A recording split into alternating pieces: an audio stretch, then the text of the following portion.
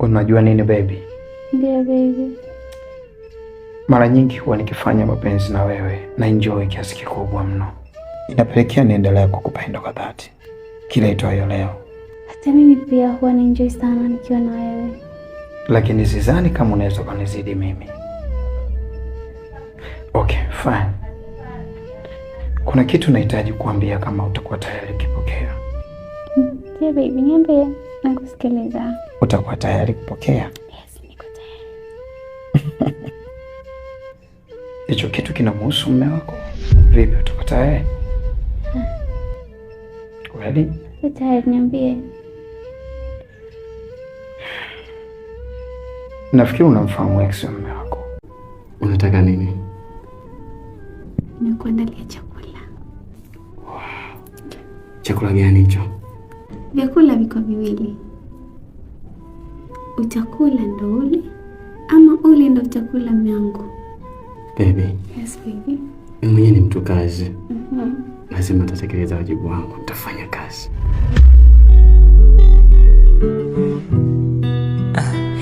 Ni bebe nami nikuonyeshe penzi na kukupa ili. Hey, kwa majina naitwa Loveness. Nafanya kazi katika saluni yetu pendwa Royal Beauty Salon inayopatikana Tabata Barakuda. Tuna huduma za aina yote katika saluni yetu pendwa. Tunapamba maharusi, tunafanya restoration, tunafanya pedicure, tunafanya manicure, tunafanya facial, tunafanya massage, tunafanya scrub ya aina zote. Karibuni sana kwa ajili ya kuhudumia wapendwa wetu. Tunapatikana Tabata Barakuda. Tuko hapa kwa ajili ya kuhudumia. Kwa namba zetu za simu ni 0761 55 55 46. Karibu tuwahudumie. Simu moja unapata huduma ya haraka. Karibuni sana.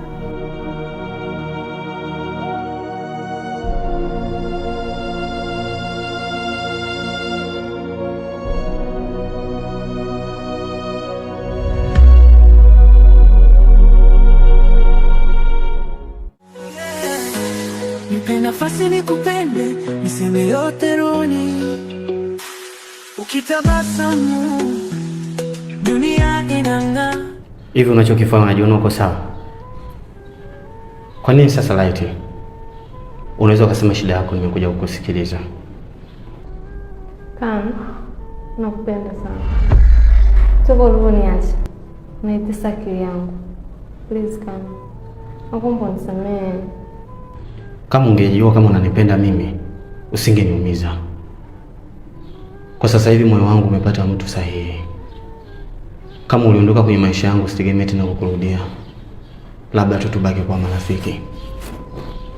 Light, nilikupenda sana moyoni mwangu na nikakuthamini. Lakini uliona kwangu mimi sikufai. Uliona kwamba mimi si sahihi kwako. Sijajua labda ulikosa nini kwangu. Na ndio maana ukawa naye yule ulikuwa naye kwa mwana wako ni sahihi. Naomba unisamehe. Lakini ningejua kama unafanya kazi hapa wala nisingekuja. Lakini yote mke wangu ndo kasababisha. Siwezi kumlaumu. Ila ngoja nikwambie kitu kimoja. Siwezi kurudiana naye. Nitakuheshimu wala sitakushusha thamani yako. Nilitesa akili yangu sana. Kila unapokaa na kuwaza tu muda wote. Please kama. Naomba unisamehe, nitakufa. Utakufa? Rest in peace. Endelea kutembeza kitumbua. Nilikudekeza nikakupa heshima, nikajitoa nikakupa thamani, lakini moyo wako ni wa safari. Kila siku roho nyingine barabarani. Nilidhani nakupenda kwa dhati, wewe unazidi kukigawa kitumbua. Umenishika moyo kwa tabia na sura. Mapenzi yako yamenipa sababu ya kuishi tena. Hawafiki hata robo ya thamani yako. Upo tofauti kama dhahabu juu ya mchanga. Nashukuru Mungu kwa zawadi kama wewe. Ningekosa penzi la kweli nisipokutana na wewe. Wewe tu ndoto yangu ya kweli. Baby, mbona umechelewa? Uliko wapi? Baby. Yes baby. I'm sorry. Najua kwamba ulikuwa umenimisi sana. Kuna sehemu nilikuwa nimeenda na ndio maana nimechelewa kurudi nyumbani. Baby, unajua nimekumisi sana. Nilikumisi mwenzio. Nimekaa nimekusubiria na ufiki. Okay. Yes baby, mimi mwenyewe nimekumisi sana. Alafu isitoshe baby, nakupenda. Unataka nini? Nimekuandalia chakula. Wow. Chakula gani hicho? Vyakula viko viwili. Utakula ndo ule ama ule ndo utakula myangu? Baby. Yes baby. Mimi mwenyewe ni mtu kazi. Lazima nitatekeleza wajibu wangu, nitafanya kazi.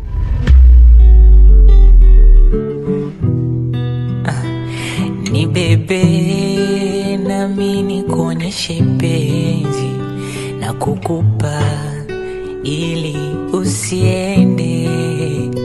Ni bebe nami nikuonyeshe penzi na kukupa ili usiende.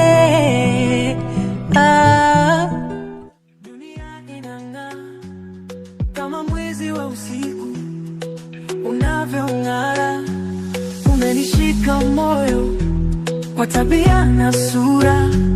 Mapenzi yako yamenipa sababu ya kuishi tena. Hawafiki hata robo ya thamani yako. Upo tofauti kama dhahabu juu ya mchanga. Nashukuru Mungu kwa zawadi kama wewe. Ningekosa penzi la kweli nisipokutana na wewe. Wewe tu ndoto yangu ya kweli. Mapenzi yako ni tamu kama asali. Nikilala na kuwaza, nikiamka na kutafuta. Moyo wangu umeshachagua ni wewe tu.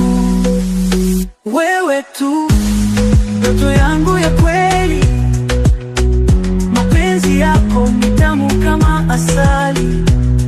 Nikilala na kuwaza, nikiamka na kutafuta. Moyo wangu umeshachagua ni wewe tu. Unanifanya niamini tena kwenye upendo. Kila neno lako ni faraja rohoni mwangu. Ukicheka huzuni zangu huisha. Kama jua linavyofukuza mawingu, hakuna mwingine anayeweza kujaza. Usiwezi kuvuka boda. Mwambie wino unanifaa. Unanipa mapenzi hadi nimekuwa zoba. Misukosuko ikimbata hakuna.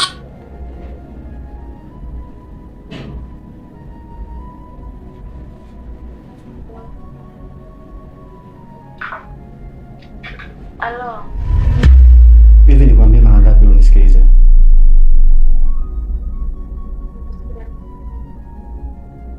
Unapiga simu saa hii usiku na unajua kabisa mimi na mke wangu. Fashion, nakupenda. Please, naomba unipe jibu langu. Nakwambia. Fashion, unaotesa moyo wangu. Naomba unisamehe.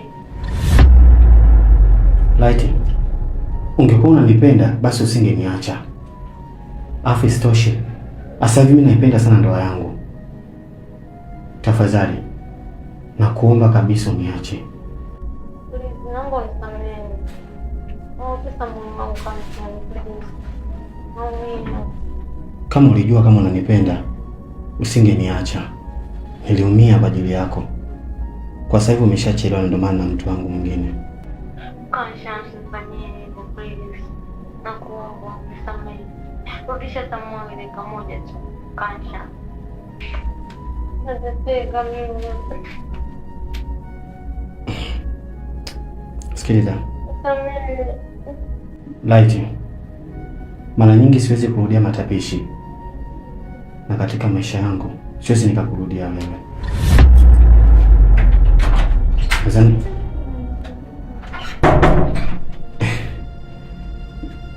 tutaongea baadaye. Nadhani kuna zile barua zile ambazo nilikuwa nimeziweka pale, zile document, na nitazimalizia. Tayari hapa mke wangu ananipigia pasi kidogo. Seti mke wangu sana ndio kupiga nani pasi. Basi tutawasiliana pale, sawa?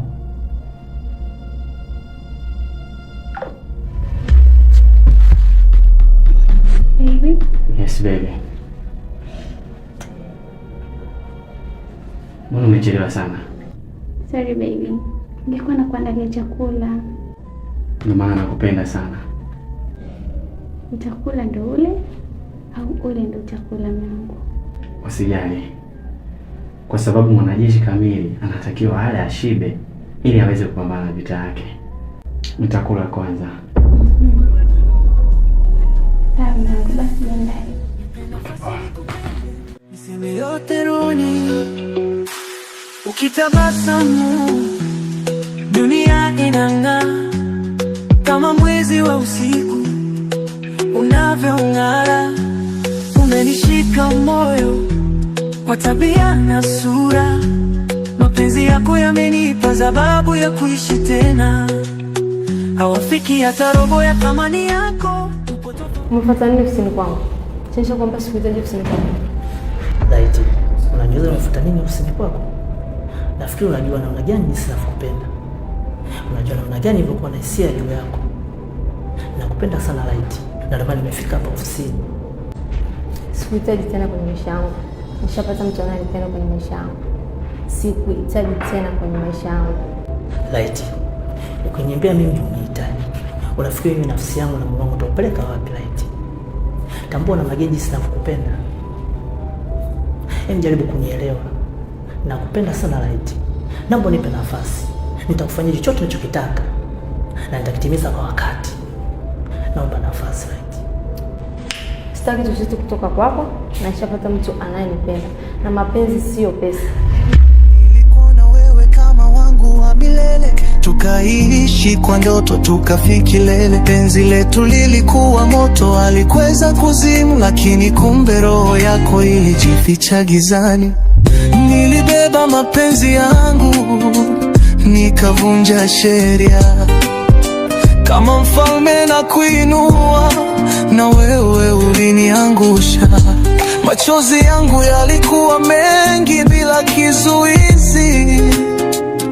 Karshan, nadhani nimefanya kila nilichoweza. Nimekufanyia mpango ili kupata kazi.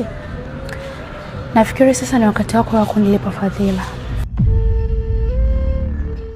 Hawafiki hata robo ya thamani yako. Upo tofauti kama dhahabu juu ya mchanga. Nashukuru Mungu kwa zawadi kama wewe. Ningekosa penzi la kweli nisipokutana na wewe. Wewe tu ndoto yangu ya kweli. Mapenzi yako ni tamu kama asali. Nikilala na kuwaza, nikiamka na kutafuta, moyo wangu umeshachagua ni wewe. Sitaki chochote kutoka kwako, na nishapata mtu anayenipenda, na mapenzi sio pesa. Nilikuwa na wewe kama wangu wa milele, tukaishi kwa ndoto tukafika kilele. Nilikuwa na wewe kama wangu wa milele, tukaishi kwa ndoto. Janine, ina maana pesa zangu nilizokutumia sijakutosha bado? Kwa nini mwanamke unakuwa ni msumbufu sana? Mara ngapi ninavyonipigia na kwambia niko na kazi? Ona sasa umeniita sehemu kama hii.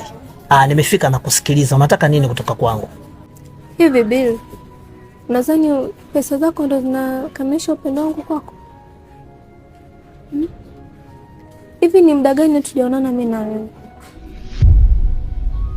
Ni miezi mingapi sasa tujakutana na mpenzi wangu? Na kuhitaji. Mimi sihitaji pesa zako, nahitaji muda wako. Jaribu kunielewa basi. Unataka muda wangu mimi? Ina maana kwamba mimi na wewe hatuwasiliani kabisa. Hatuna mawasiliano mimi na wewe, si ndivyo?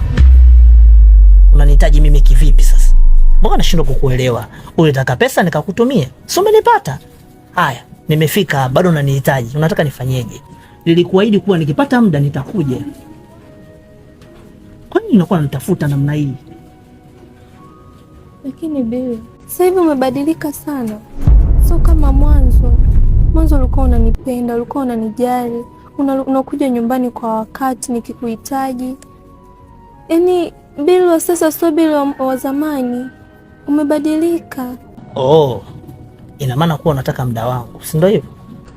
Bill, nakuhitaji please. Najifunza na ya jaka na shukrani ya kupendwa. Anacheka leo kesho anaku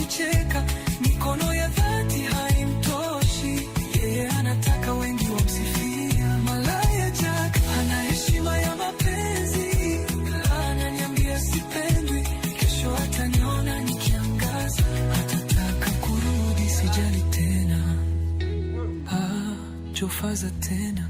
Sikupoteza, nilifunza. Leo naishi kwa amani bila malaya Jack. Anavyofanya sio sawa, hajali tena kuhusu mimi. Ananifanya mambo kibao, habadiliki licha vikao. Anagawa namba kwa wauni kibao, hata kimwambia analeta dharau. Nipe nafasi nikupende, niseme yote roni. Ukitabasamu dunia inang'aa kama mwezi wa usiku.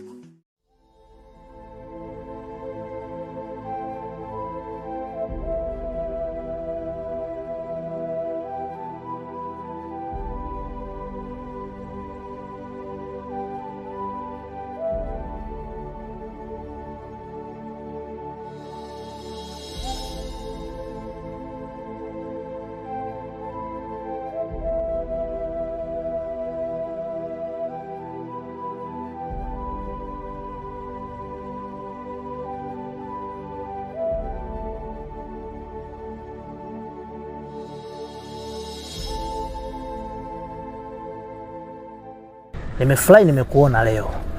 Maana nilikuwa nakutafuta kwa muda mrefu sana. Na hatimaye leo nimekupata. Na hapa nimeshuka kwa wema kabisa ili nikufikishie huu ujumbe. Kaa mbali na mke wangu. Unajua, unapozungumza kuhusu swala mwanamke nashangaa kabisa.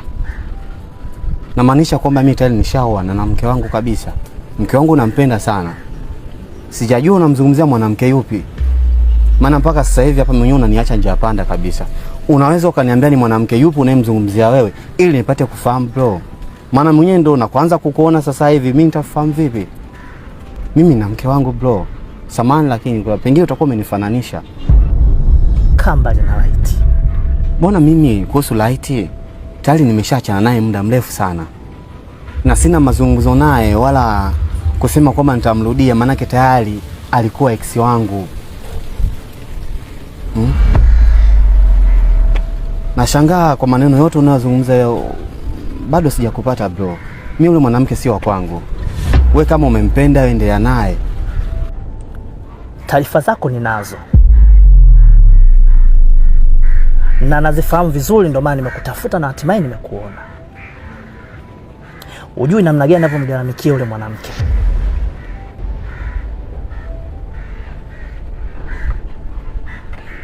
Napoteza pesa nyingi sana kwa sababu ya yule mwanamke. Kamba ni naye. Nitakufanya kitu kibaya ambacho hujawahi kufanya na mtu yoyote katika maisha yako. Sasa huko blaza ni sasa na kutishana. Unajua ni sasa unanitishia maisha yangu. Laiti ungejua yule mwanamke mimi hayuko kabisa katika roho yangu. Na nikishaamua kumwacha mwanamke, huaga sinaga lengo la kumrudia tena. Unaweza kaendelea naye.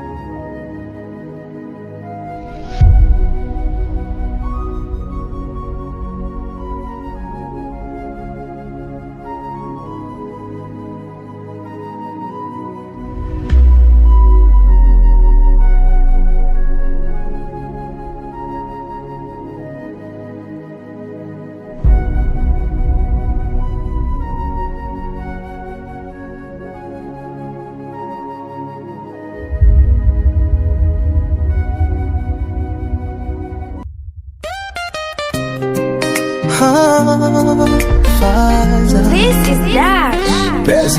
Nilikuwa na wewe kama wangu wa milele, tukaishi kwa ndoto Karshan, nadhani nimefanya kila nilichoweza. Nimekufanyia mpango ili kupata kazi. Nafikiri sasa ni wakati wako wa kunilipa fadhila. Brina, nalitambua hilo. Na mimi pia nitajitahidi kadri niwezavyo ili niweze kukufurahisha. Nitajitahidi angalau na mimi chochote kitu ambacho nitachokipata ili niweze kulipa fadhila yangu kwako. Na kweli umenipambania. Nafahamu hilo. Nadhani kama utakuwa umenielewa, lakini ninachomaanisha utakuwa umenielewa vizuri kweli Karshan. Sasa ni kama hicho kitu ni tofauti. Ni kitu gani ambacho unachokihitaji kwangu? Fadhila ambayo mimi naitaka kutoka kwako ni fadhila ya penzi Karshan. Hapana, haiwezekani. Siwezi nikamsaliti mke wangu. Mimi ninachokuomba tu kitu kimoja. Niambie pesa kiasi gani chochote kile unachokihitaji. Mimi niko tayari, nitafanya, nitajitahidi, ni fight vyote vile ili niweze kukulipa. Naambie pesa unayoitaka. No, ningekuwa nataka pesa, kiasi cha pesa ningekwambia. Ni kitu pekee ambacho nataka kutoka kwako Karshan. Ni penzi lako tu. Basi nimepambana sana kufanya issue ili nifanye niweze kuwa karibu na wewe. Nipate muda mzuri na wewe. Alafu kuhusiana na swala la mke wako Karshan, kwani wangapi huwa wakizao nyumbani lakini wana maisha mengine ambayo yanaendelea? Karshan, kikweli sitoweza. Yule ni mke wangu mimi. Wanaoweza kuwasaliti wake zao, bali ujue kuna mapungufu kwenye familia zake. Lakini mimi mke wangu ananilizisha kwa kila kitu. Hana mapungufu kwangu. Na siwezi nikamsaliti mke wangu. Na maanisha unachokiongea? Mimi niko serious bosi wangu. Maana wewe mimi ni bosi wangu. Na siwezi nikasema ni date na wewe kwa sababu ya kitu fulani. Hapana, siwezi. Utanisamea kuhusu hilo. Sawa. Basi unataka uchague kati ya kuenda kupata kazi ama kutoenda kazini kabisa. Yaani nikimaanisha kwamba endapo utakataa ombi ambalo unataka kutoka kwako, na maana kazi basi. You have to choose. So unanielewa vizuri? Unataka uchague. Unataka kazi ama utaki?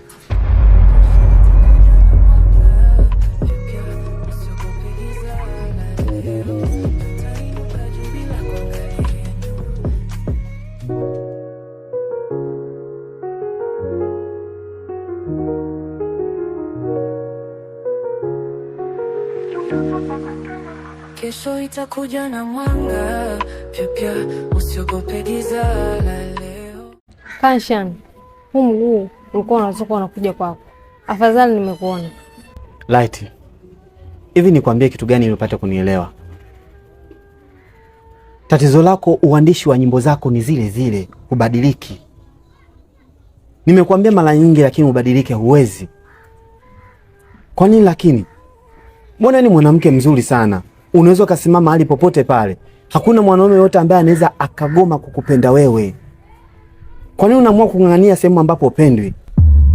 Mimi tayari nina maamuzi yangu, nishapata mwanamke sahihi ninayempenda na nina mke wangu. Lakini uchoki. Kwa nini lakini unaamua kung'ang'ania? Nyimbo zako zimenichosha kwenye akili yangu kusikiliza zile zile. Tafuta suluhisho lingine. Emu, unanisikiliza na mimi hata siku moja? Kila siku unanilaumu mimi. Kuna jambo nataka nikwambie.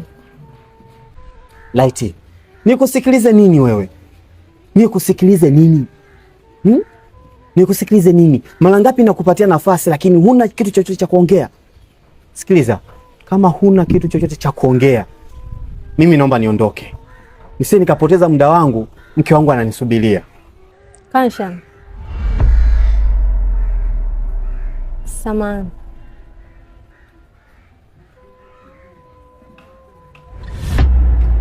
Na ujauzito wako. Una ujauzito? Yaani umekaa na kufikiria ili uje unidanganye mimi. Sikiliza Light, siwezi nikadanganyika vile unavyofikiria wewe. Kama umekaa na kufikiria ili upate kuninasa mimi, umejidanganya. Sikiliza, tafuta njia nyingine. Kama umekaa na wewe bwana wako ili uje unisakizie mimi na mtoto, si ujauzito, si tumboni kwako hilo si nini, silijui mama. Na kuomba silijui. Karshan, ninachoongea na maanisha. Kuanzia sasa ujiandae kuitwa baba. na ujauzito wako.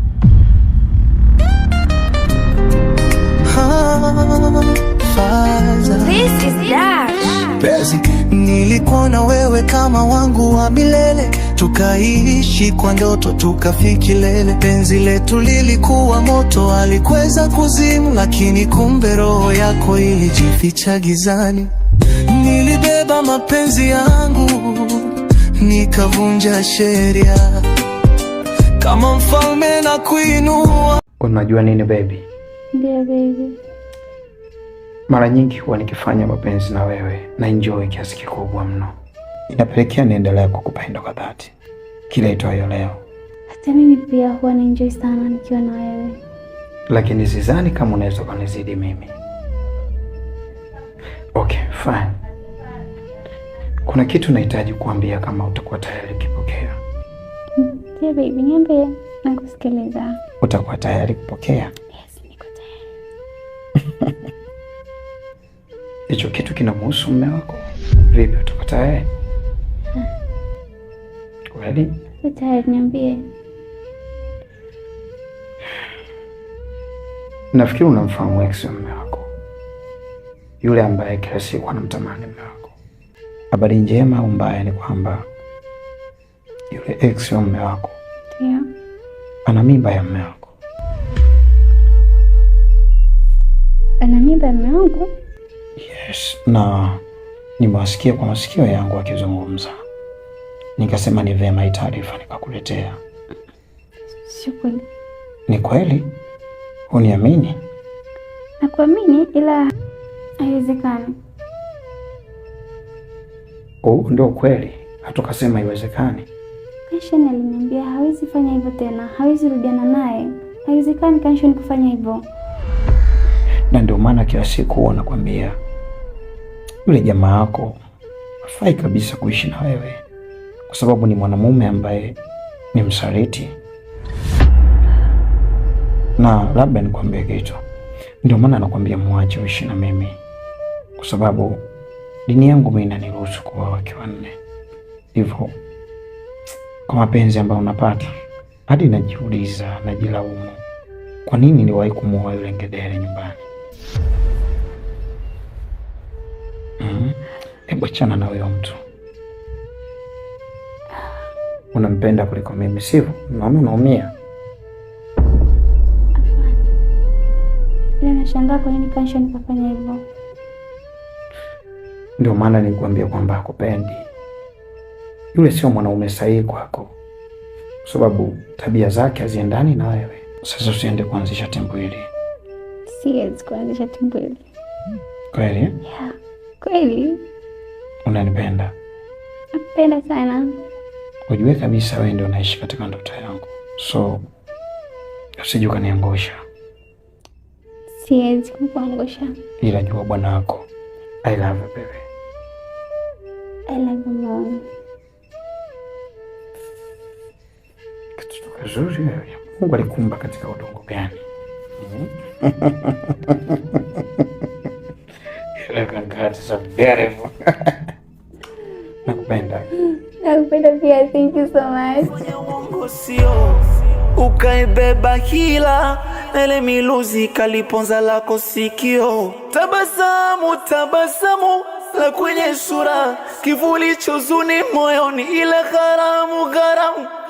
We unakula hata haya huoni, ulidanganyika na kivuli, angali dunia inazunguka. Mawazo yako yote kawa sifuri, niliyeanguka leo nimenyanyuka. Mboni, mboni, mboni zangu, wena nimekosea kutazama. Moyoni mwangu, ghadhabu zinazochimba majeraha. Ila sawa, sawa, ulihukumu gari yangu makusudi ukasina kukosea. Ukuna dawa, dawa, na ugomvi ukachochea. Na kumbe so sawa, so sawa, mwenzangu njia umepotea. Na wala sina dhamira ya ubaya na kusamehe. Hakuna aliyekamilika, hakuna anayependa kudhalilika. Baby. Abe. Mbona unaonekana kama hauko sawa kabisa? Niko sawa. Uko sawa? Hapana. Nusrat mimi namjua hayuko hivyo. Nusrat ambaye anajua kukea, anajua kunimisi.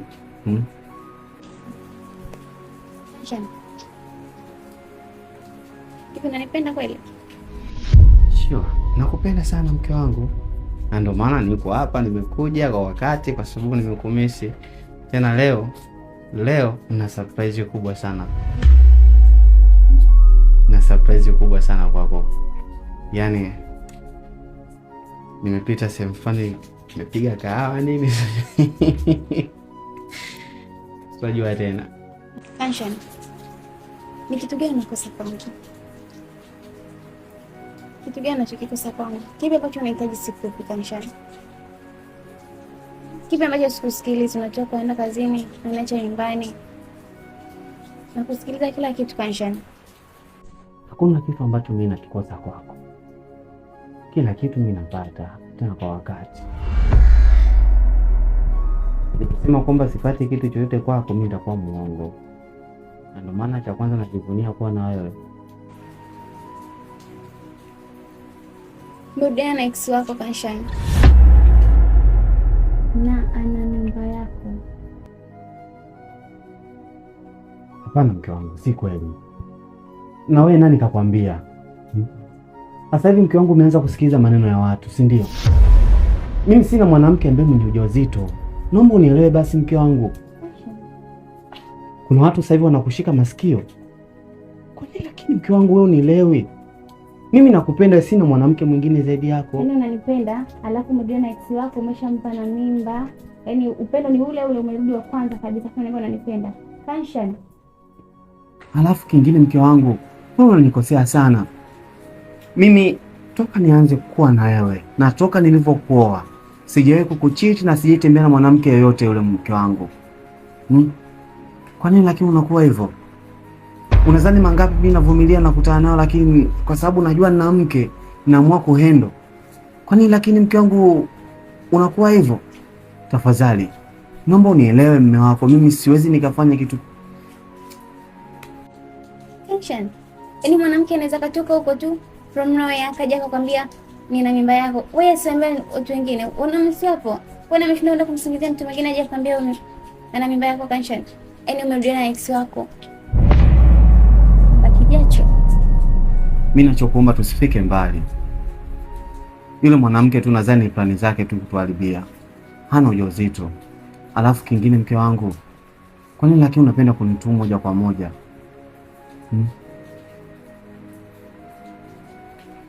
Naomba unipatie muda. Na mimi nili nitaliweka sawa. Baada ya ujauzito unaenda kukaa sawa. Wewe usingeweka sawa kabla ya. Umefanya mambo yako kisirisiri mpaka yamekamilika. Sijakuchiti, ila mimi naomba tu kitu kimoja. Naomba uniambie aliyekwambia ni nani hizo taarifa? Utamtafuta aliyeniambia au utaniambia ukweli kwamba ex wako ni mjamzito au si mjamzito? Kanshan. Jua kuzama kiza, yani siku ishajimaliza, mbio za sakafuni shapitiliza, hakuna cha ukingo yatanimaliza, mdomo wa chupa upigwi mswaki, mbona yaniishi kashombo la samaki, na tamali nifike tamati, nami japo nipumzike basi, nilobeba. Mwanangu kama mchawi wewe, unajua ungechelewa dakika 2 tu usingenikuta. Asante sana brother. Mimi mwenyewe pia nimeshukuru kwa ukuta. Karibu sana mwamba. Na vizuri tukiingia ndani ili tuzungumze mawili matatu. Au kijaga stories zinakuwa nyingi. Hapana bro, hapa tu tuzungumze. Kwa nini mzee kuingia ndani sasa?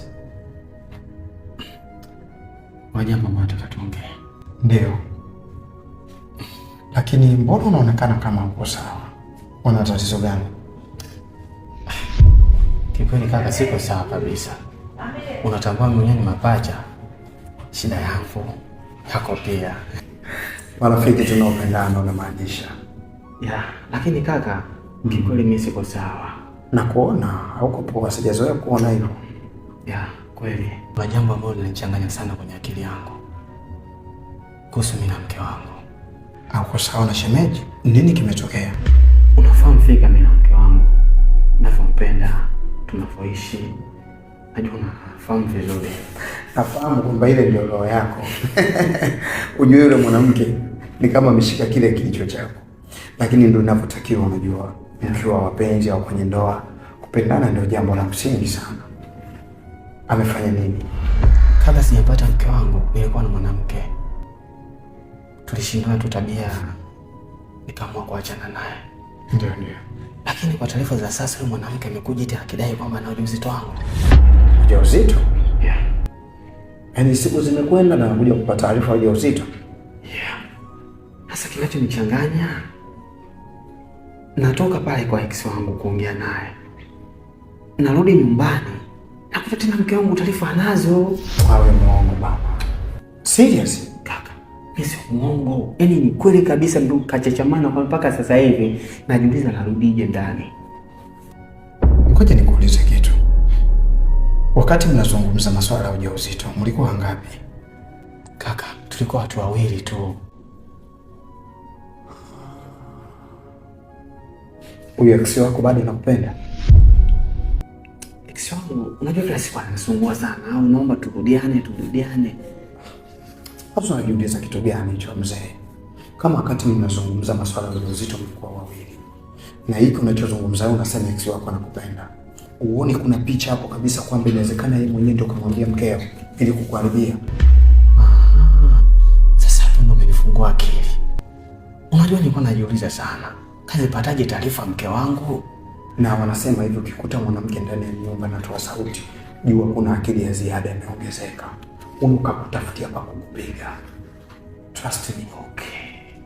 Ina maana alivyokuwa ananisumbua kila siku na mkatalia kwa amemwani haribia ndoa yangu. Kabisa kaka, hizo ni bidii za kukanga mafuriko ya nyasi. Yaani tata na mfumbele tutatia mwataka kupiga. Sasa kaka, asante. Ngoja mimi nirudi. Basi posikiliza chochote kitachoendelea kesho ni call, umeelewa? Poa mwanangu.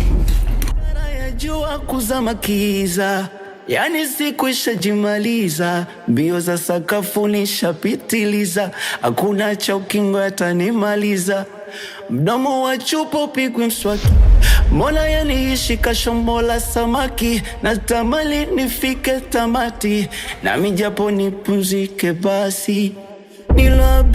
Nilobeba, sasa tamati na yatua chini, na yakwepa, mana yanishi akilini. Yalobaki masikitiko, yalobaki mahuzuniko, yalobaki masikitiko, tiko. Nashum.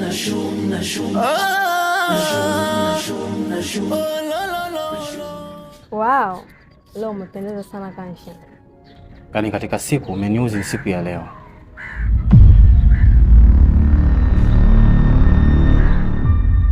Hivi kitu gani ambacho kimekuuma ukaamua kwenda kumfuata kumwambia mke wangu kwamba una ujauzito? Kama unanihitaji basi ungetumia njia tofauti mbadala. Kwa unahitaji mimi niharibikiwe ili wewe upate nafasi, si ndio? Kitendo ulichokifanya sijapendezwa nacho kabisa. Wewe si rafiki yake? Mimi nimemwambia mke wako lini? Nimeonana naye wapi? Kansha, mke wako kabisa nimeonana naye wapi nikamwambia maneno hayo kwa kwamba mimi ni mjamzito? Jaribu kumuuliza mke wako ametoa wapi hayo maneno. Kwa unataka kuniambia kwamba mimi mke wangu ni jini? Anaweza akapata tu taarifa hivi pasipo kuambiwa? Ile siku ile mimi nilikuwa tumesimama, tulikuwa watu wangapi? Si tulikuwa watu wawili? Au tulikuwa watu watatu? Nani ambaye anaweza kumwambia taarifa hizo kama si wewe? Right. Umeniuzi sana kwa kitendo ulichokifanya, tena umechochea moto usiozimika. Kansha, jaribu kunielewa basi. Sijamwambia mke wako kitu chochote mimi.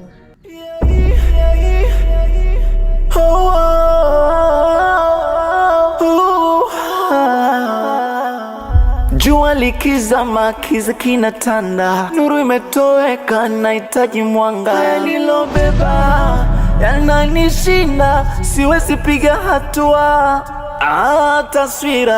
Taswira ya ukweli, kufanya uongo sio. Ukaibeba hila, nele miluzi kaliponza lako sikio. Tabasamu la kwenye sura, kivuli chozuni moyoni, ila gharamu. We unakula hata haya huoni. Ulidanganyika na kivuli, angali dunia inazunguka. Mawazo yako yote kawa sifuri, niliyeanguka leo nimenyanyuka. Mboni zangu, wena nimekosea kutazama.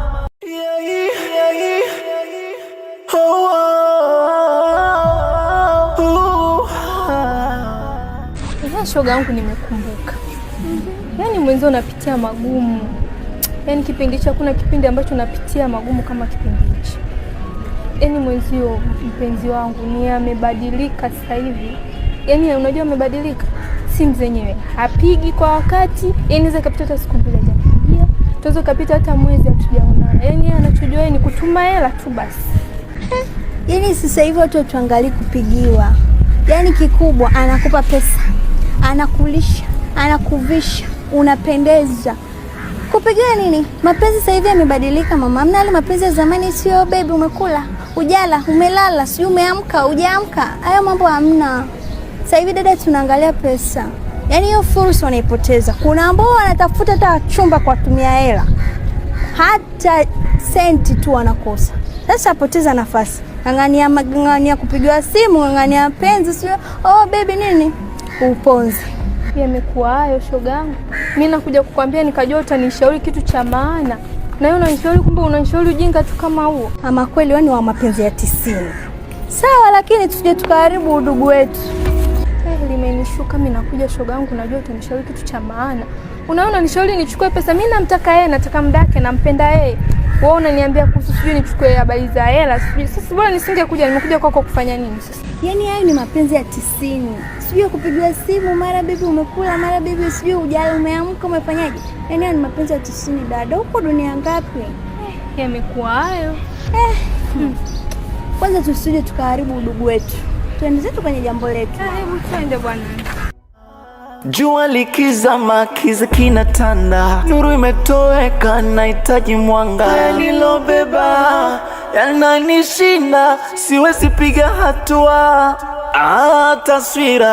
Taswira ya ukweli, kufanya uongo sio. Ukaibeba hila, lobaki masikitiko tiko. Nashum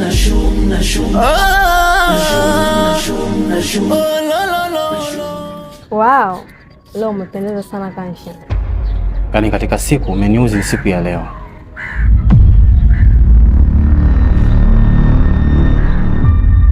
Hivi kitu gani ambacho kimekuuma ukaamua kwenda kumfuata kumwambia mke wangu kwamba una ujauzito? Kama unanihitaji basi ungetumia njia tofauti mbadala. Kwa unahitaji mimi niharibikiwe ili wewe upate nafasi, si ndio? Kitendo ulichokifanya sijapendezwa nacho kabisa. Wewe si rafiki yake? Mimi nimemwambia mke wako lini? Nimeonana naye wapi? Kansha. Mke wako kabisa nimeonana naye wapi nikamwambia maneno hayo kwa kwamba mimi ni mjamzito? Jaribu kumuuliza mke wako ametoa wapi hayo maneno. Kwa unataka kuniambia kwamba mimi mke wangu ni jini? Anaweza akapata tu taarifa hivi pasipo kuambiwa?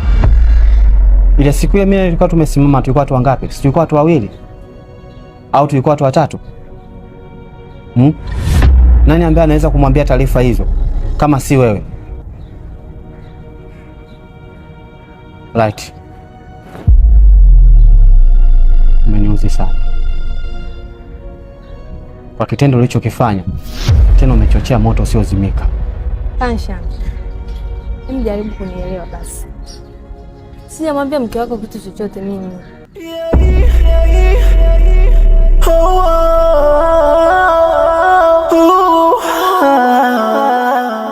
Jua likizama, kiza kinatanda, nuru imetoweka, nahitaji mwanga. Nilobeba yananishinda, siwezi piga hatua. Taswira ya ukweli, kufanya uongo sio. Ukaibeba hila, nele miluzi kaliponza lako sikio. Tabasamu la kwenye sura, kivuli cha huzuni moyoni, ile gharamu. We unakula hata haya huoni. Ulidanganyika na kivuli, angali dunia inazunguka. Mawazo yako yote kawa sifuri, niliyeanguka leo nimenyanyuka. Mboni zangu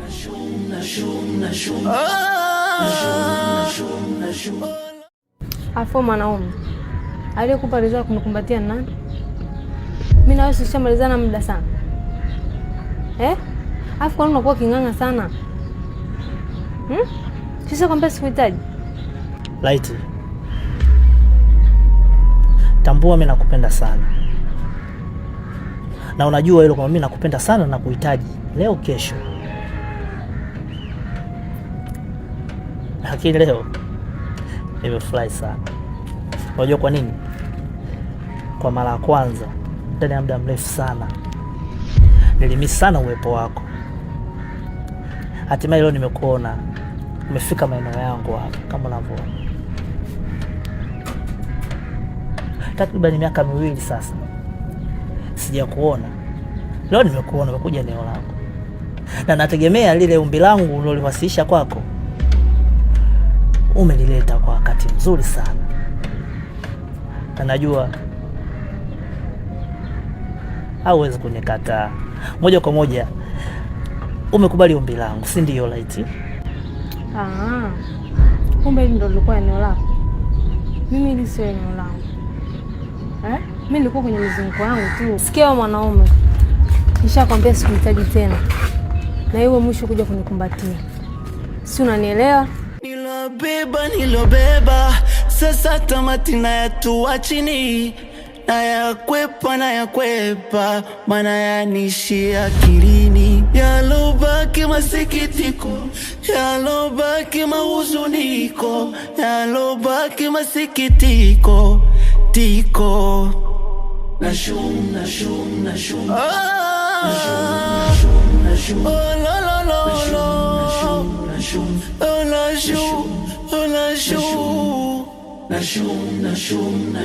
yavumilie haya mateso ya dunia yatakwisha. Unajua weka toto Light, nikikukosa kipindi kile naamini kabisa roho yangu ingekuwa tayari ya Israeli. Mungu chota. Kwa nini unaambia kwamba ungeitoa kwa sababu yangu mimi kweli? Ningekufa. Yani eti naenda kwenu unasema Odemba utaki kumua mtoto wetu, haki ya nani? Wa Yesu wangu na Maria, ningekufa. Kwa show. Serious baby? Uniamini? Au wanaima kunichota tu muda wote. Nikwambie kitu. Yani hakuna mwanamume anayemuoa mwanamke kwa bahati mbaya. Ila ni kweli. Ni kabisa mama. Hata hivyo mume wangu kuna kitu nilikuwa naomba nikushirikishe kama utojali. Kitu gani? Sina hela. Ukila hela wewe unakujaga kwanza imepungua mtaji pale, sina hela. Baby, sio issue ya hela. Okay, niambie kama sio issue ya hela. Ni mambo yanahusiana na issue ya kazi mume wangu. Baby, ni kuhusu Kansha. Kafanya nini? Ni Kansha mwangu kabadilika sana. Ni kiburi, yani ukimwelekeza kitu afanye kama vile ambavyo wewe unataka ufanye. Alafu mbaya zaidi, ananijibu. Anakujibu tajiri yake? Tumefika tu eti mimi na yeye tunajibizana kweli. Mimi kujibizana na Kansha. Mtu ambaye nimempambania mpaka pale alipofika. Hicho kitu kinaniuma sana, kiukweli. Kinaniuma sana mume wangu. My God. Kaanza lini hiyo tabia wakati ni kijana mzuri sana yule? Okay fine. Ulikuwa unatakaje mama sasa? hapo sasa ndo nataka tuzungumze mume wangu. Okay. Nilipotaka nifanye maamuzi lakini niliona sio busara kufanya maamuzi peke yangu. Mpaka nije kushirikisha mume wangu. Wow. Unajua ninakupendea hicho mke wangu. Na ndio maana sijuti kabisa kukuoa wewe kwa sababu nasema angekuwa ni wanawake wapuuzi ambao ni wanawake wanajifanya wa kisasa, angefanya maamuzi peke yake. Lakini wewe ni mwanamke. Unajua kuna mke afu kuna mwanamke. Yes. Sijui unanielewa?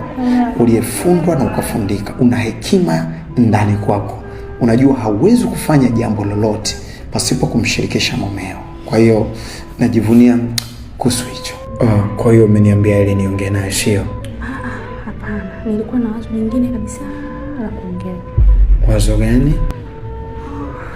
Wazo langu ni kwamba mimi nilikuwa na shauri tungemuondoa tu pale ofisini. Jua likizama kiza kinatanda, nuru imetoweka nahitaji mwanga. Nilobeba yananishinda, siwezi piga hatua. Taswira ya ukweli kufanya uongo sio. Ukaibeba hila ele miluzi kaliponza lako sikio. Tabasamu la kwenye sura, kivuli chozuni moyoni, ile gharamu wewe unakula hata haya huoni. Ulidanganyika. Hivi Bili unanichukuliaje? Hivi wewe kunifananisha na hichi kidada hichi? Hivi mwanaume ukoje wewe? Kwa hiyo ndo sababu ya kubadilika sasa hivi, si ndio? Wewe dada. Kwa nini unasimama na wame za watu barabarani? Hivi Jenie, wewe naomba niache. Wewe kwa nini unasimama na wame za watu barabarani? Kwa hiyo huyu sasa hivi ndo anakuzuia kuja nyumbani, sio? Hivi Jenie unanitakia nini mimi? Hivi nakutakia nini labda? Unalizogea wewe mwanamke? Kwa kila mwanamke anayesimama naye mimi unahisi tena ni malaya. Si ndio hivyo? Dada watu kaja, ni mgeni eneo hili. Aniomba nimuelekeze njia. Yaani sijui utaniambia nini leo nikuelewe. Sijui. Kwa hiyo ndo mara yako unaofanya barabarani. Tena barabarani. Wewe mwanamke nikome. Tena unikome kabisa. Unikome kabisa. Kwanza ushanitibua akili. Nishakwambia tutaongea nyumbani. Nini? Tutaongea nyumbani, naomba uondoke. Yaani mimi nilokukuta hapa na mwanamke mimi ndo nimekutibua akili. Sio wewe ndo umenitibua akili, sio?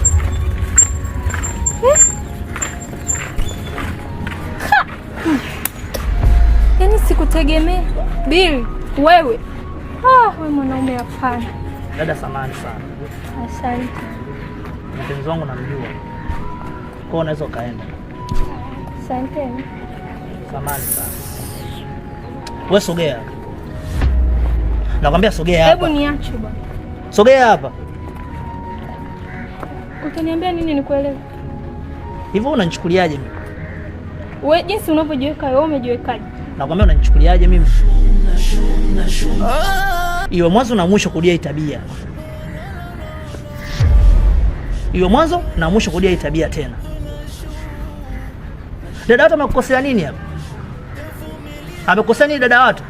Dada watu amekukosea nini wewe? Mmeshikana mikono sijui hapa. Mmekaa mmeongea kwa hiyo unafikiri mimi nawaza nini hapa? Come on. Kwa hiyo kama nikishikana mkono mpenzi wangu mimi au ndo namtongoza? Kwa hiyo ni malaya yule, si ndio hivyo? Yaani ungekuwa hujabadilika sawa, lakini kwa tabia zako unazonionyesha sasa hivi na vitu ambavyo nakukuta navyo ni uthibitisho tosha. Sasa nisikie wewe mwanamke. Naomba tusifuatiliane.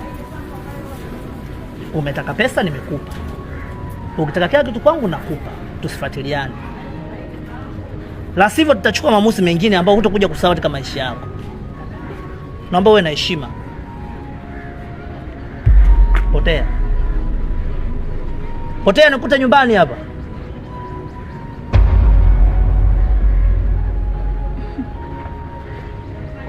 Umesikia? Au nielewe, si ndio hivyo? Yajua kuzama kiza, yani siku ishajimaliza, mbio za sakafuni shapitiliza, hakuna cha ukingo yatanimaliza, mdomo wa chupa upigwi mswaki, mbona yaniishi kashombo la samaki, natamani nifike tamati, nami japo nipumzike basi, nilobeba. Mke wangu, umeondoa ofisini? Sitamani katika ile hata useme hapana. Sikiliza. Hebu sikiliza. Umefika mbali sana. Kafanya kosa gani kubwa mpaka kumuondoe pale ofisini?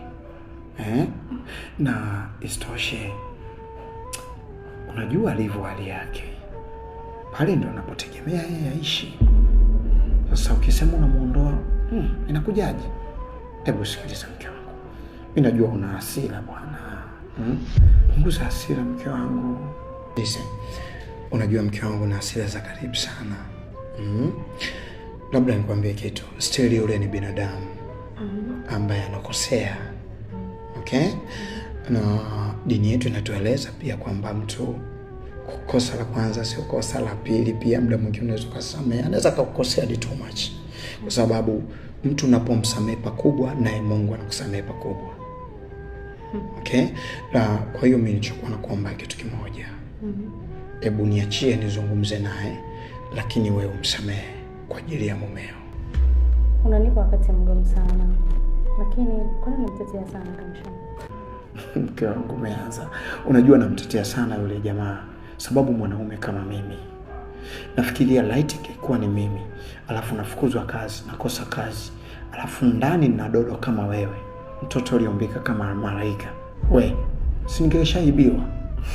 Nakwambia ningekuwa ninaibiwa, lakini kazi yangu inafanya unapendeza, kazi yangu inafanya uendelee kuwa mzuri, kazi yangu inafanya naonekana mwanaume bora katika hii nyumba. So naona maisha atakayopitia pindi utakapomwachisha kazi. Usamehe. Nini wangu naweza kumfanya mtu atoke kabisa kwenye mawazo mengine? No baby, msamehe bwana. Msamehe kwa ajili yangu mke wangu. Okay. Kwanza sura yako elimu. Hata ukachukia. Ndio maana kuonea sababu kana ule sura yako tunaonyesha roho nzuri. Ulipo nje mpaka ndani. Sawa. Basi kama nitafanya maamuzi hayo, nitafanya kwa ajili yako mume wangu. Fanya kwa ajili yangu, msamehe, mpe nafasi na mpe tena. Nihakikishe kitu kimoja. Sawa. Endapo kama ataendelea kuwa pale ofisini, sitaki mimi awe sehemu ya vikwazo kwenye maisha yangu. Tamwambia. Taongea naye.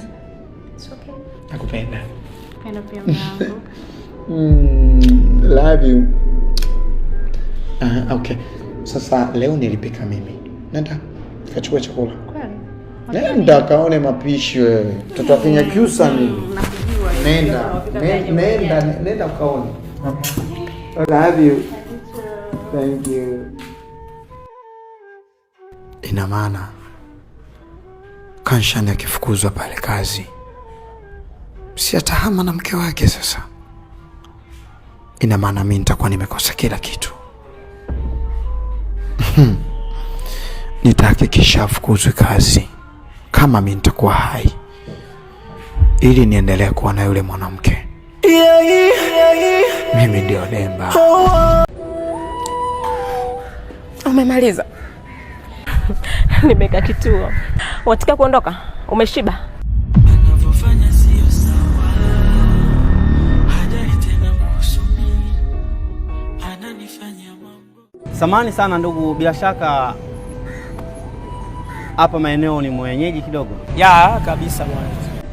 Unajua nimezunguka sana nikitafuta sehemu ambapo kidogo anajihusisha na mambo ya kupiga picha, lakini sijapata mafanikio yoyote yale. Unaweza ukanielekeza labda kwa ni mwenyeji maeneo haya? Unaulizia sehemu za kupiga picha? Picha za aina gani? Unajua namhangaikia mtoto wangu mpendwa sana, ana happy birthday, ni siku yake ya kuzaliwa. Siku ya kuzaliwa. Basi kama mkubwa umefika, mimi mwenyewe nadili na hiyo kazi. Sababu nadili na picha za mbalimbali, ikiwemo za birthday, ikiwemo za maharusi, ikiwemo za graduation, ikiwemo za misiba, yani events mbalimbali. Nikisema hivyo unanielewa ndugu zangu? Haya. Ofisi ile pale ndugu yangu. Kumbe nilikuwa nimefika. Umefika mwanangu. Basi twende zetu.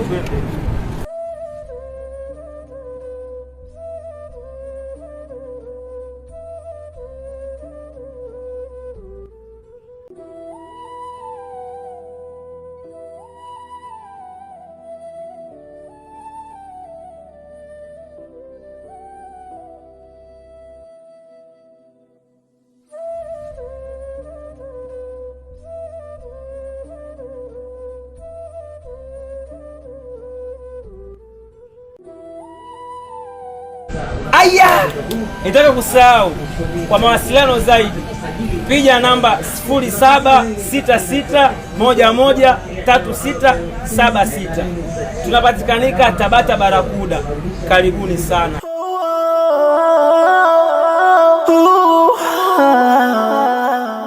Jua likizama kiza kinatanda, nuru imetoweka, nahitaji mwanga. Nilobeba yananishinda, siwezi piga hatua. Taswira ya ukweli kufanya uongo. Nakusikiliza.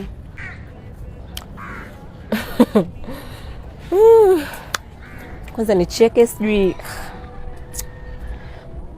hivi kwa unavyojiangalia wewe kuanzia juu mpaka chini, unaweza ukawa na tension? Yaani hapo unajua unamwongelea mume wangu. Na pia ninayo wazi. Mimi ni mke wake. Tena kuwa na adabu. Ni mwanamke. Unaweza ukawa mwanamke lakini usio na vile vigezo vya kuwa mwanamke ambavyo vinaweza vikamvutia mwanaume akakupa mapenzi. Yaani kwa jinsi ninavyokuangalia, yaani sikuelewi. Yaani Kensha anachobabaika kwa kwaswa ni kitu gani? Unajua sioni hivi kwanza umesoma wewe? Nilobeba. Umemaliza? Nimeka kituo. Wataka kuondoka? Umeshiba? Au nikuongeze dozi? Umetosheka? Maana mimi mwenzio kashanifanyia vitu vingi sana. Yaani mpaka muda mwingine naambia, baby punguza. Yaani kwa jinsi anavyonitendea ni yaani sio tena nikueleze gani. Niacheni tu jamani mapenzi haya. Okay, sawa. Nimekusikiliza. Na pia nimekutambua mke mwenza. Nashukuru. Mimi naenda.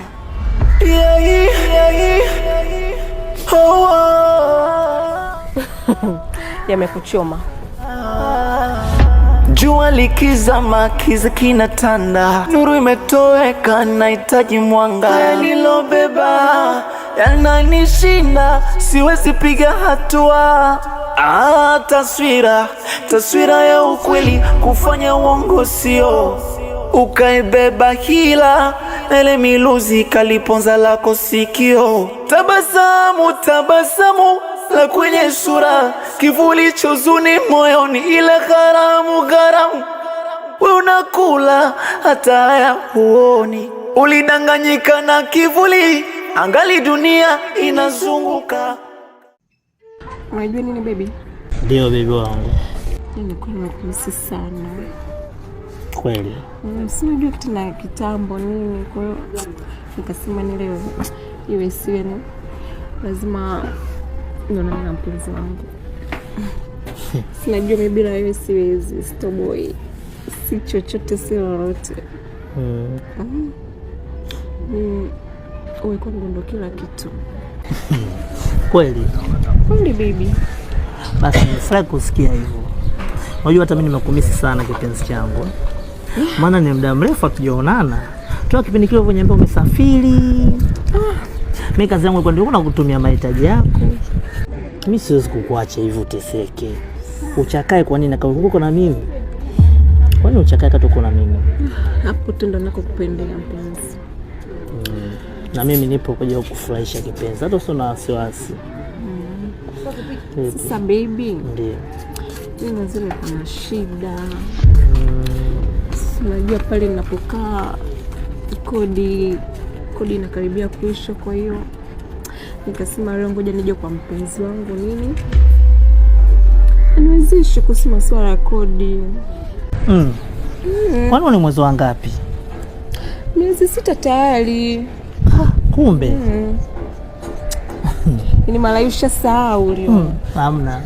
Basi hilo ondoa shaka. Leo ulipojua uwezo wangu mimi. Ndio kuna pa kupendia mpenzi wangu. Ndio sana. Ndio wangu.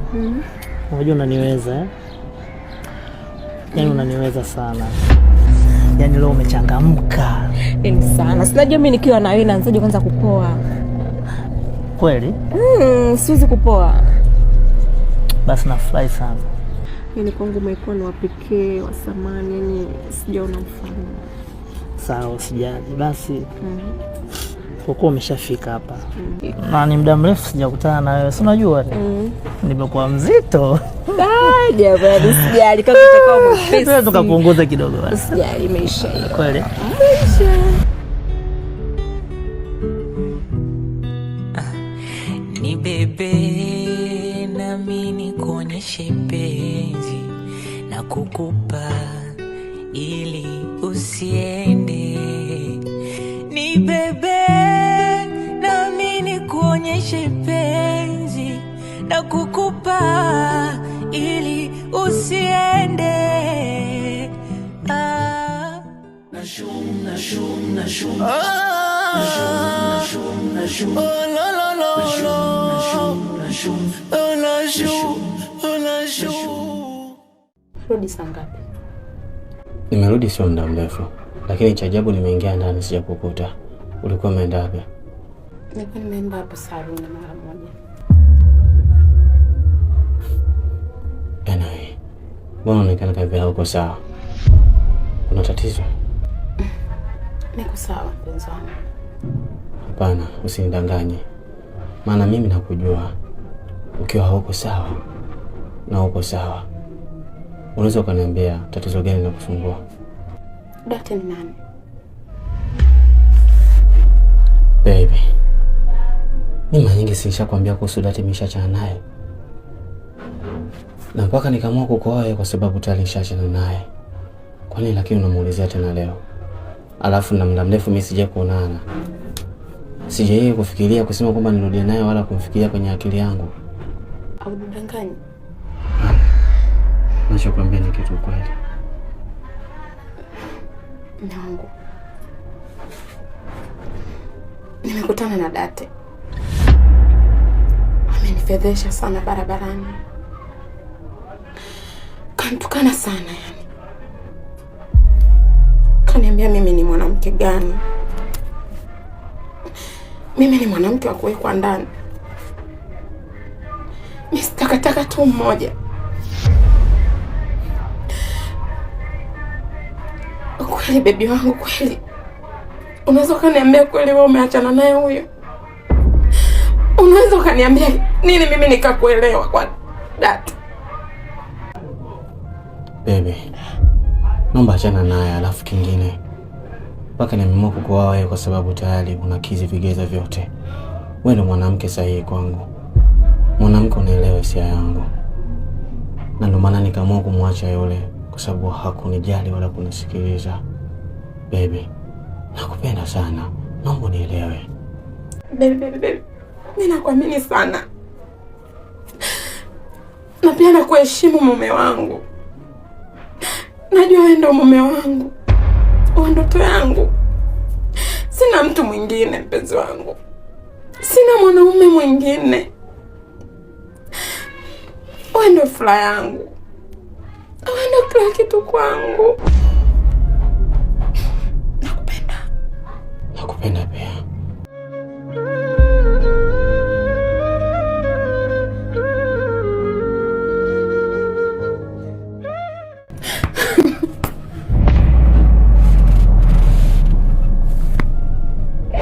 Nakupenda mume wangu. Nakupenda pia. Sitaji kukuacha.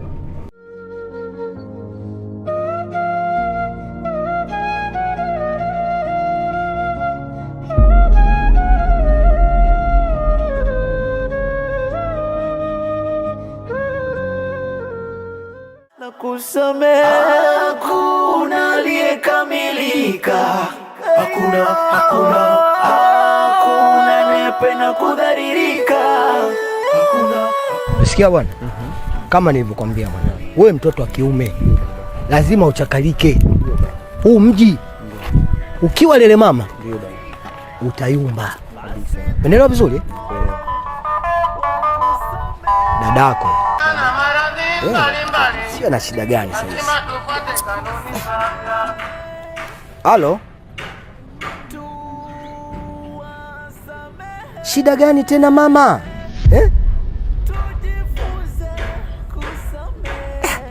mumeo kafanya nini sasa? Kwa hiyo wewe uko nyumbani kwangu au nije nyumbani kwenu? Unakuja nyumbani? Kwa hiyo unakuja na mumeo ama unakuja peke yako?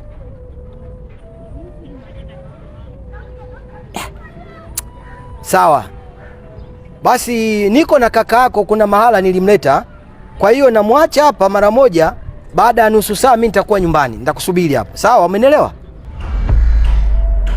Haya, asante. Mbona baba? Haya ndo matatizo haya. Mbona matatizo yake zamani baba? Mimi naelewa mwanangu. Ina maana hata baba mama unaweza ukamwelezea kwamba mume wangu haniridhishi, mume wangu hafanyi hiki ndani, mume wangu yani kiukweli mke wangu inavyoonekana, unaweza kusema kama umeweza kutoka hapa nyumbani na kwenda kumwelezea baba yako mambo yote yanayoendelea hapa nyumbani. Unadhani mimi nikikutana na baba, umeona namwelezea nini? Namwelezea kitu gani? Manake mambo yote ya ndani unamwambia. Nini maana ya ndoa? Ndoa si siri. Sasa kuna siri gani sasa hapo? Kwa maana hiyo umeamua kunivunjia heshima, si ndio hivyo? Yaani mimi kutokupa wewe nyumba nikamwambia babangu. Najua kuzama kiza, yani siku ishajimaliza, mbio za sakafu nishapitiliza, hakuna cha ukingo yatanimaliza. Basi niko na kaka yako, kuna mahala nilimleta. Kwa hiyo namwacha hapa mara moja, baada ya nusu saa mimi nitakuwa nyumbani. Nitakusubiri hapa. Sawa, umenielewa? Basi nilobeba sasa tamati na yatua chini, na yakwepa maana yanishi akilini, yalobaki masikitiko, yalobaki mahuzuniko, yalobaki masikitiko tiko nashum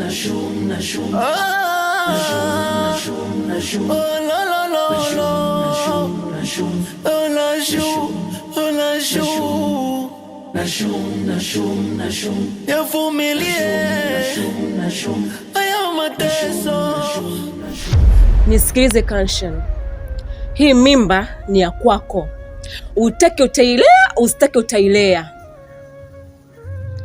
Haiwezekani unichezee tu mwili wangu kirahisi. Leo hii nakwambia na ujauzito alafu ukatae tu kirahisi hivyo. Wewe dati, hivi nikwambie mara ngapi upate kunielewa? Au ni sasa na kupiga tu ngoma ambayo sijitambua? Nishakwambia mimi na mke wangu ninampenda sana. Hivi unadhani mimi naweza nikakubali tu hivi kwamba eti una ujauzito wangu na uliondoka kwangu na ukanichiti ukatembea na mwanamume mwingine? Mimi nitakuelewa vipi? Hivi sometimes sisi wanaume mnatuona sisi ni wajinga sana hatuna akili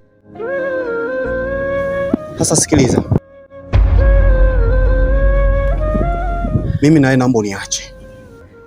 Hapana Kenshan, sio kirahisi hivyo kama unavyofikiria. Mimi ni mwanamke na nina hisia pia. Hivi unafuata nini kwa yule kidampa, yule chizi tu mmoja? Mimi ni mwanamke sahihi kwako, nina elimu, nina vigezo vyote vya kuwa mwanamke. Wewe unang'ang'ania na yule kichaa, yule mchawi. Kuwa na mimi Kenshan, njoo tumlee mtoto wetu. Please Kenshan. Wewe unajiona bora sana. Huyo mwanamke unayemsema si kidampa si nini, mwanamke ambaye asieleweka. Huyo mwanamke ndo anayenipatia upendo wa kweli. Na mwanamke anayetambua hisia zangu kuliko hata wewe. Uliondoka kwangu na ukaniacha nikiwa naugulia maumivu kabisa. Na wala ukuona kwamba thamani yangu. Ulivyoondoka uliona kwangu mimi, yani wewe nikwambie kitu. Sitaki tuachane kwa ubaya. Baba, kama nilivyokuambia kwenye simu, mimi na mume wangu tuna ugomvi. Na kikubwa zaidi, mume wangu ana mwanamke. Sasa mwanangu, hivi huyu mwanamke yeye alikutamkia au kuna mtu amekuja amekueleza? Unajua mwanangu, katika maisha lazima utumie akili yako. Usitumie mawazo ya mtu kukushawishi. Yule ni mumeo, tambua hilo. Sio anatoka mtu huko pembeni anakuja anakueleza tu habari za upuuzi, mmeo yuko hivi. Umefanya uchunguzi mama? Nimekuelewa baba, lakini kikubwa zaidi yule mwanamke kanikabili mimi, kanifata, alafu anadai eti ana ujauzito wake. Hicho ndo nachoumia mimi. Sasa mpaka huyu mwanamke anakufuata wewe, alikujuaje? Ina maana mumeo alimwambia kama yeye ameoa?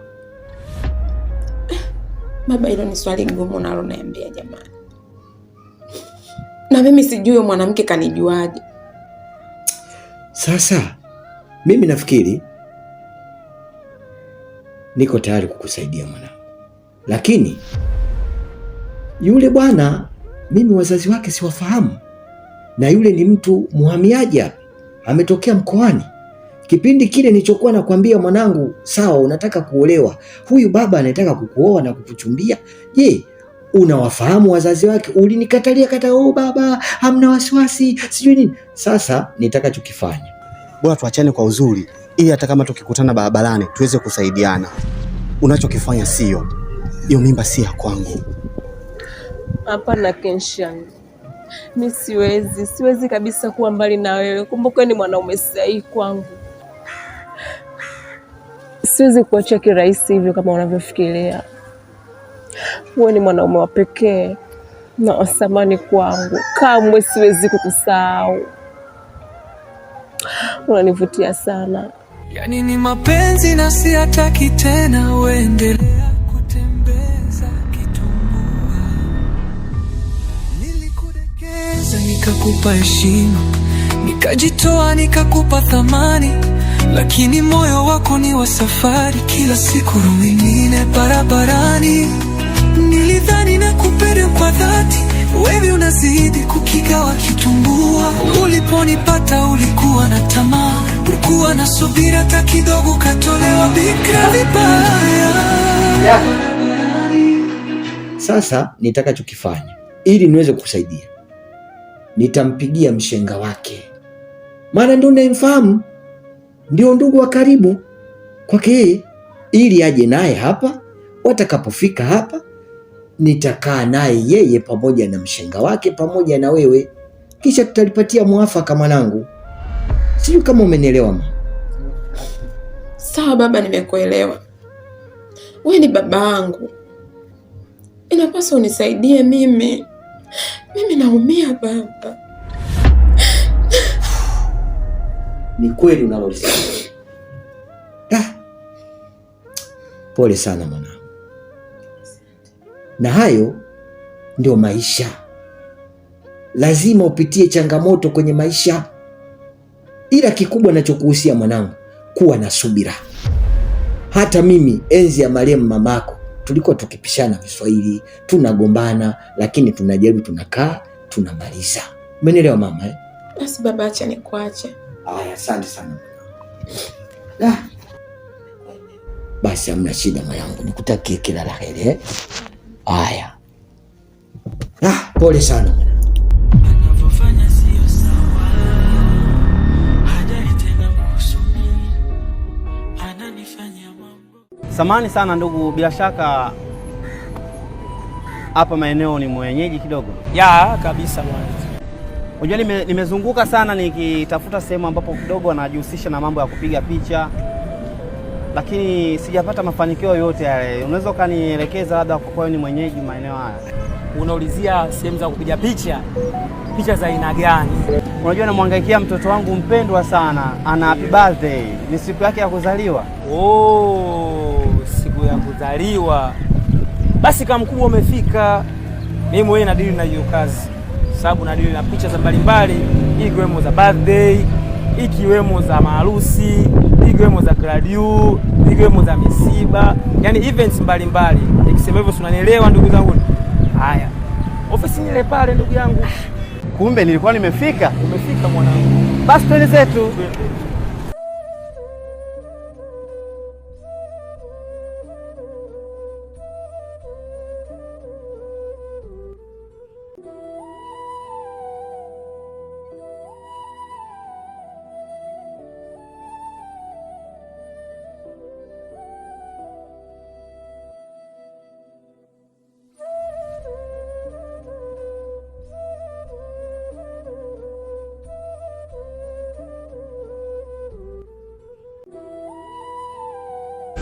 Aya! Nitaka kusahau kwa mawasiliano zaidi piga namba 0766113676. Tunapatikanika Tabata Barakuda. Karibuni sana.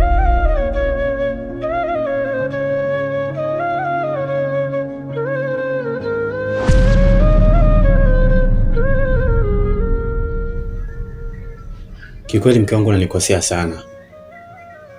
Mimi na wewe tulikaa tukaongea tu jana na akaisha. Lakini umeamua utoke tu asubuhi uende kwa baba yako kwenda kumwelezea. Kwa nini lakini unapenda kuniuzi?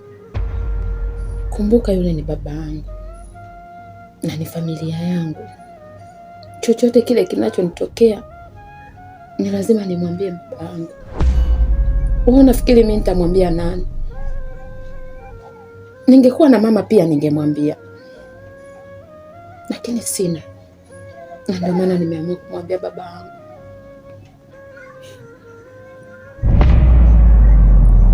Hata kama unapenda sana kuniuzi, ina maana hata baba mama unaweza kumwelezea kwamba mume wangu haniridhishi, mume wangu hafanyi hiki ndani, mume wangu yani kiukweli mke wangu inavyoonekana unaweza kusema kama umeweza kutoka hapa nyumbani na kwenda kumwelezea baba yako mambo yote yanayoendelea hapa nyumbani. Unadhani mimi nikikutana na baba umeona namuelezea nini? Namuelezea kitu gani? Manake mambo yote ya ndani unamwambia. Nini maana ya ndoa? Ndoa si siri. Sasa kuna siri gani sasa hapo? Kwa maana hiyo umeamua kunivunjia heshima, si ndio hivyo? Yaani mimi kutokupa wewe nyumba nikamwambia babangu. Au juu umenitukana.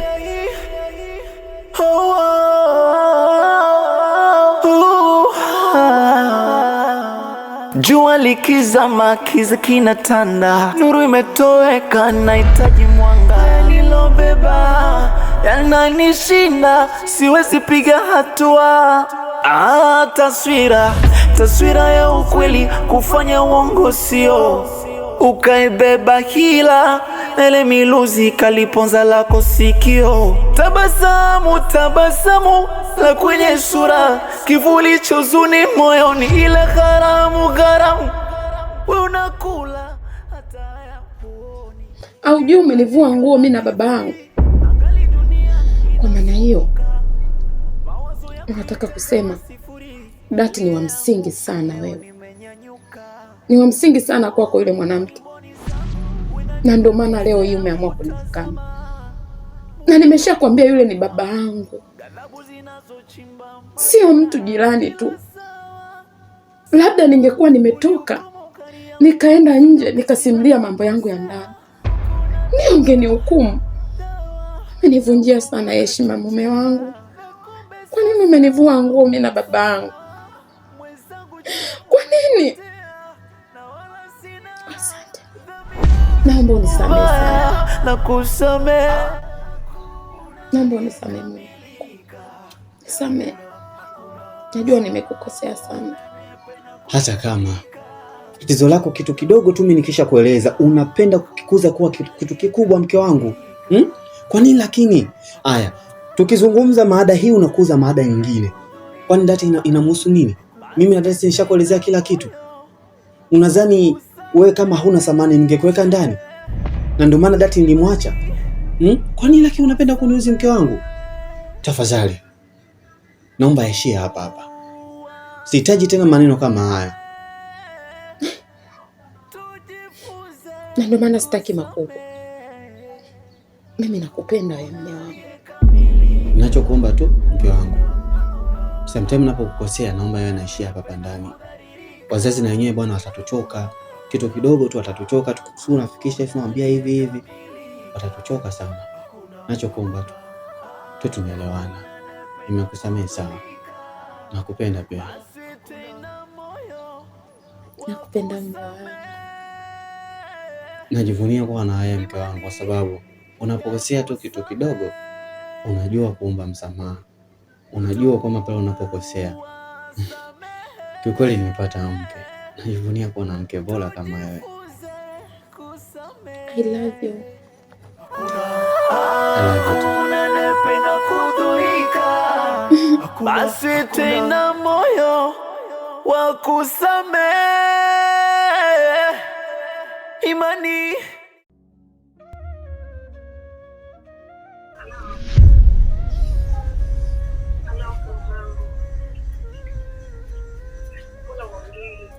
Wewe Dati wewe. Kwa nini lakini unapenda kuniharibia ndoa yangu?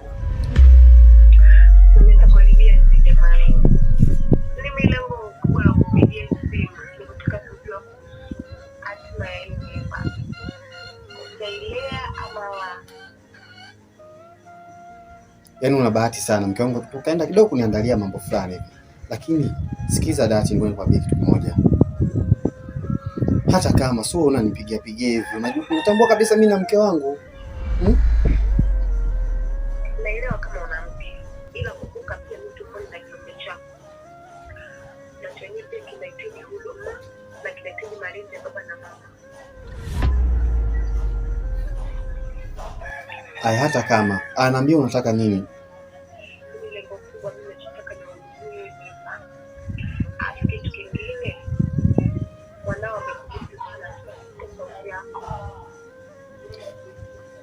Sawa. Kwa anataka mimi nisemeje? Yeye anataka asikie sauti ya babake, kwamba uje uone.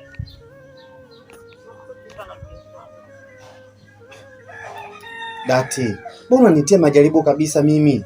Mbona unitia majaribu? Sawa, nakupenda Aisha, nakupenda. Nakupenda pia kesho wako. Naomba usinipigie tena. Maana mimi mke wangu akijua tu ile. Sidhani ndoa yangu kama itadumu. Nilikuwa na wewe kama wangu wa milele, tukaishi kwa ndoto tukafika kilele. Penzi letu lilikuwa moto, alikweza kuzimu, lakini kumbe roho yako ilijificha gizani. Nilibeba mapenzi yangu nikavunja sheria, kama mfalme na kuinua, na wewe uliniangusha. Machozi yangu yalikuwa mengi bila kizuizi, sikuona maana ya uaminifu hadi nikajua ukweli. Mioyo inavunjika, penzi linaporomoka, ni nani atarudisha kilichovunjika? Michezo ya mapenzi ilichezwa kwa siri, mioyo inavunjika, penzi linaporomoka, ni nani atarudisha kilichovunjika? Michezo ya mapenzi ilichezwa kwa siri.